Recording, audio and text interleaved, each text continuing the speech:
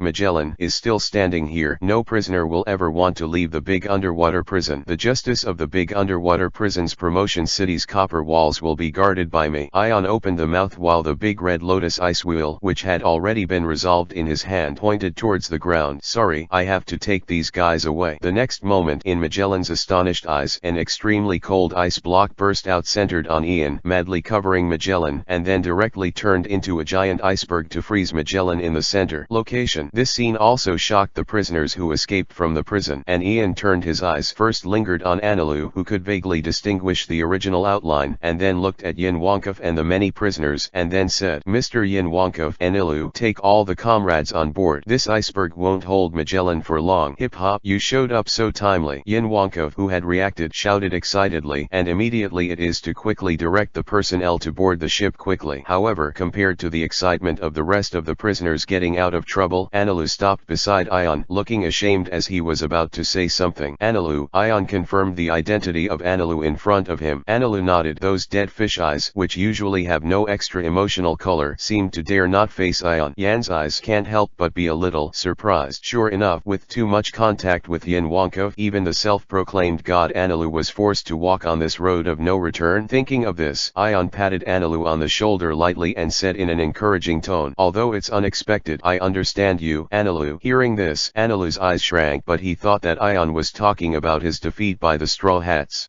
My lord, do you really understand me? You don't blame me? Sure, don't be silly, Ion encouraged. 380. So, the Lord will not refuse me to follow you anymore because of this? Even though, it doesn't matter if you are no longer as a god but as a servant of God. Anilu spoke incoherently with excitement, as if a blonde kitten whose past beliefs were completely broken and was holding on to the last life-saving straw. How could be? Ian was a little surprised by Anilu's excitement on the road of she-males, and said gently, I support your decision very much, and everyone's pursuit of the path is not the same. Maybe this is the most suitable path for you. At this moment, Anilu's eyes became completely firm, and he really knelt down on one knee towards Ion for the first time, showing his willingness to surrender completely. In the past, Anilu obeyed Ion, believing that there was a more noble god behind Ion, the Lord of the Void Circle, trying to find the existence of the Lord of the Void Circle so as to make himself as a god more powerful.